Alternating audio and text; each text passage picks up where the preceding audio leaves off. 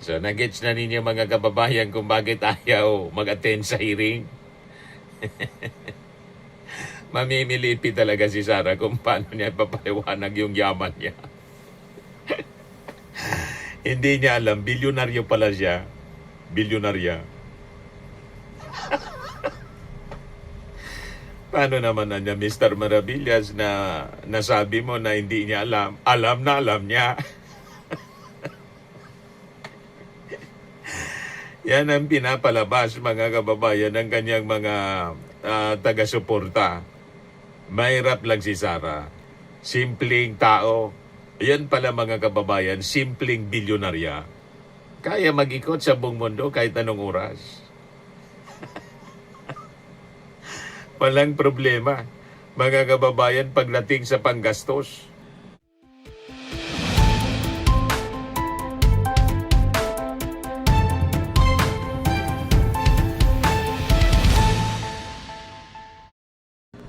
Hello po mga kababayan.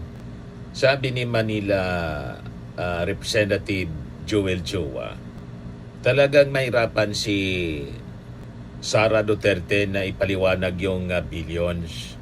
O hindi talaga niya kaya niyang ipaliwanag yan kasi masyadong malayo sa sweldo.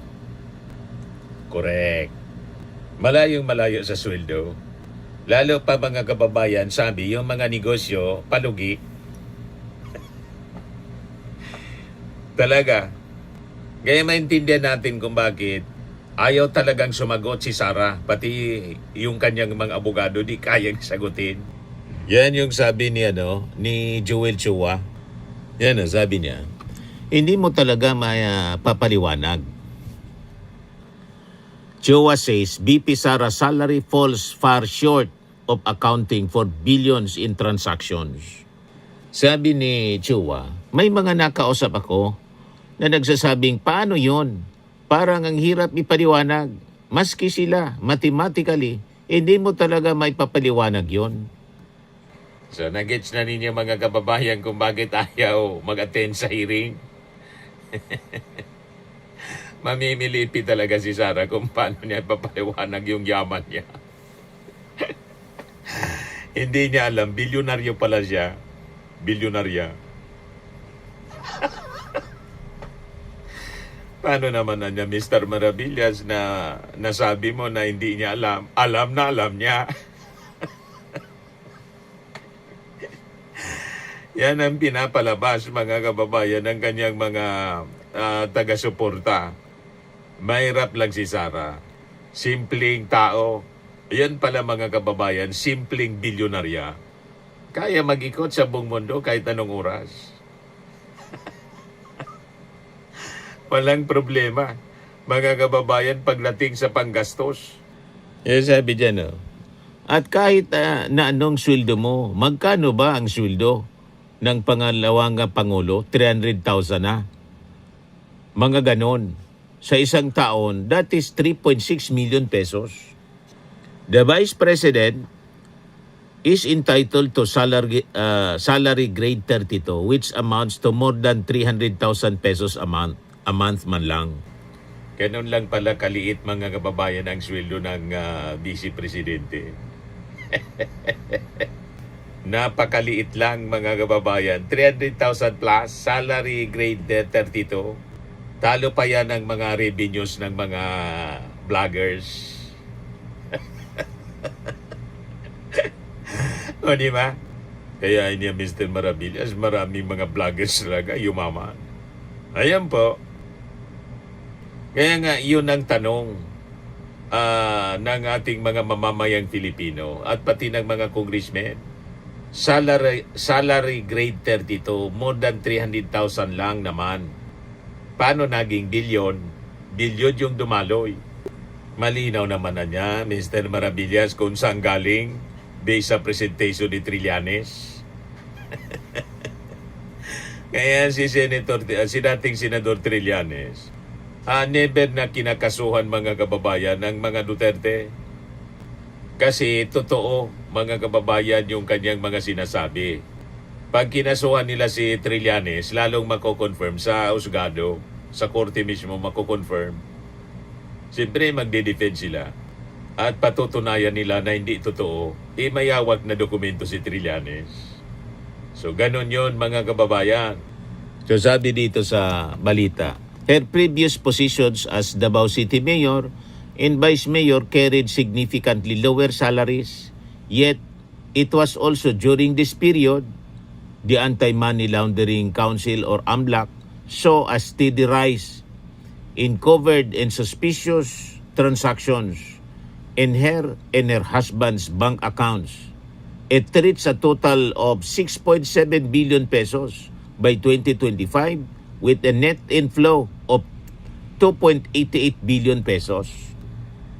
Kaya sabi po ni Joel Chua, kasi kung titingnan mo yung SALN nung naging vice president siya, maliit na yung pinapasok niya.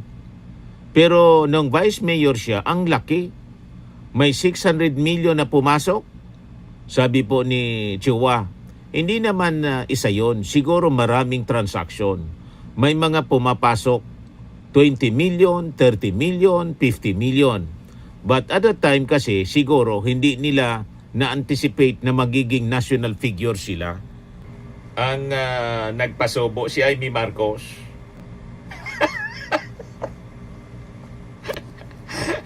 Nag-file na sana, mga kababayan, hindi na sana tatakbong presidente or vice president. Pero presidente yung una pala na intensyon, sabi ni Ramil Madriaga.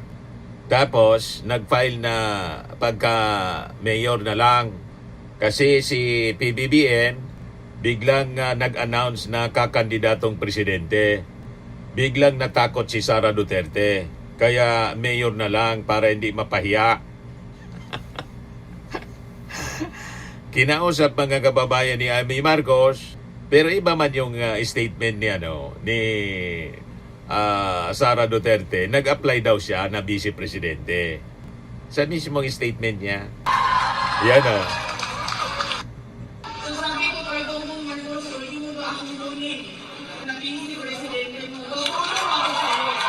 tutulong daw siya, hindi man tumulong.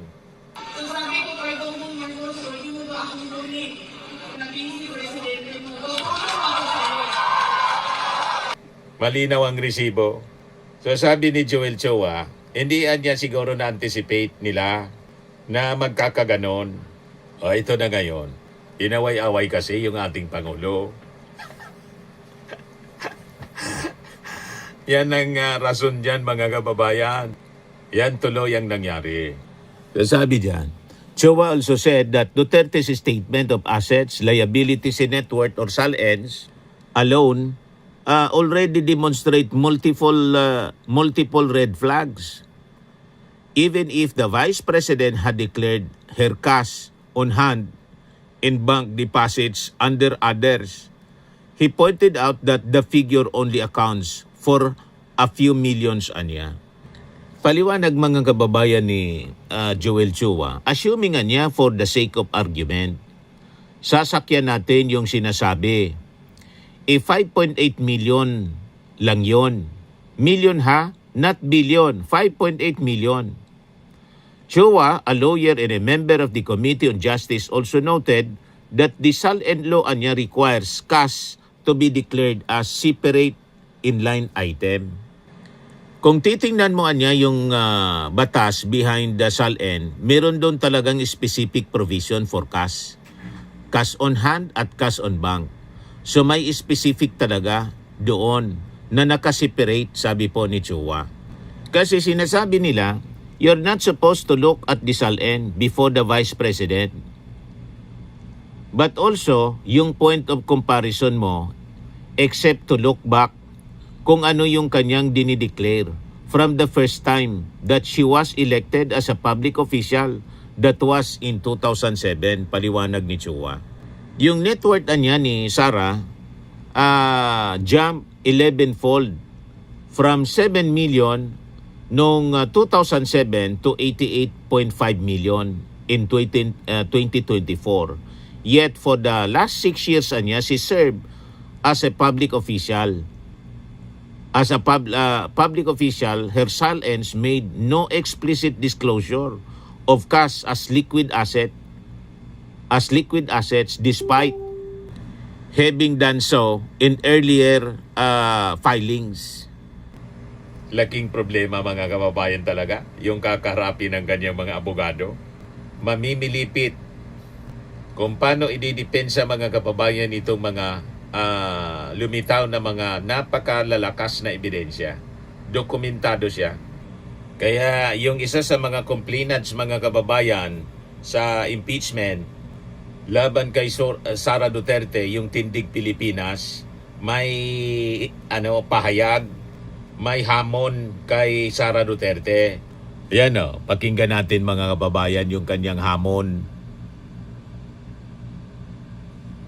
Sana napasa na po by unanimous. Hindi sana napasa na po by unanimous decision na may probable cause ang mga complaints against you. Hindi pa po nagdidesisyon na kayo ay guilty. Paulit-ulit po kayong tinawag ng piskal na ang tawag natin ay Committee on Justice, hindi kayo dumating. At sabi nyo rin paulit-ulit, at sabi ko ng inyong mga defenders, ay sa Senado na po siya. Sige po, please po, panindigan nyo na ang sinabi nyo at humalap na po kayo sa Senado. Sa nakita po namin dito sa 4 na hearings na minamanan namin sa Committee on Justice, ang dami pong ebidensya na kayo ay nag-bribery, kayo ay nagnakaw ng confidential funds, may unexplained wealth po kaya na mukhang galing pa sa mga drug lords. Pasubalian nyo na po, VP Sara, as you promised. You told us that you're innocent. You keep saying you're innocent, and we are here for the evidence, whether it's the evidence against you or the evidence that you should present to clear your name.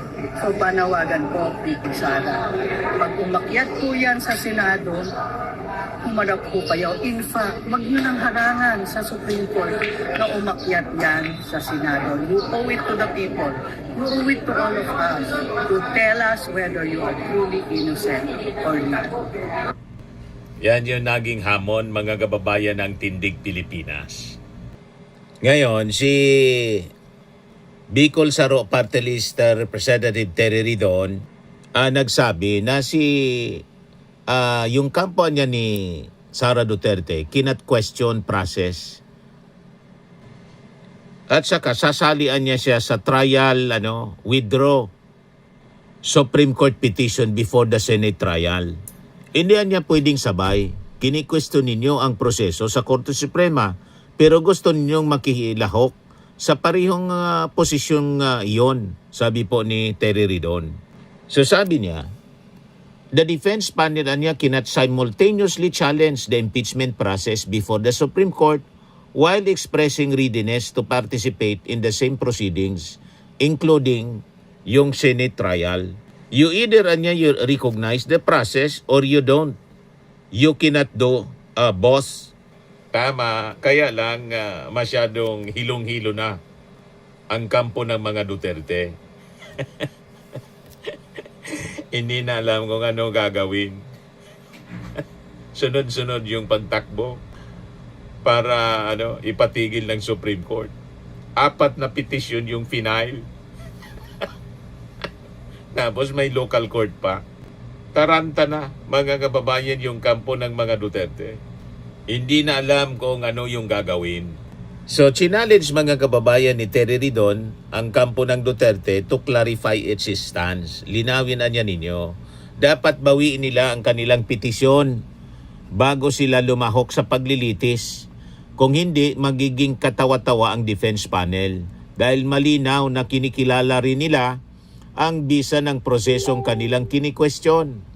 Ridon emphasized that at this stage, this issue is no longer whether there is a case to answer. Let's be clear, sabi po niya, probable cause has already been firmly established, sabi po ni Ridon. This case is ready for trial. So sabi pa niya, hindi niya maganda na ang inaatake ninyo ay ang mismong institusyon na inatasan ng konstitusyon na alamin ang pananagutan, samantalang umiiwas naman kayo sa proseso. tigilan na ang palusot, humarap at sumagot sa ebidensya. Minamaliit nila ang mga ebidensya, mga report ng COA, AMLAC at NBI, imbes na sagutin ang laman nito. He stressed that discrediting evidence without rebutting it raises serious questions about the camp's readiness for trial. That has always been the tactic. When you cannot disprove a piece of evidence, you assail it.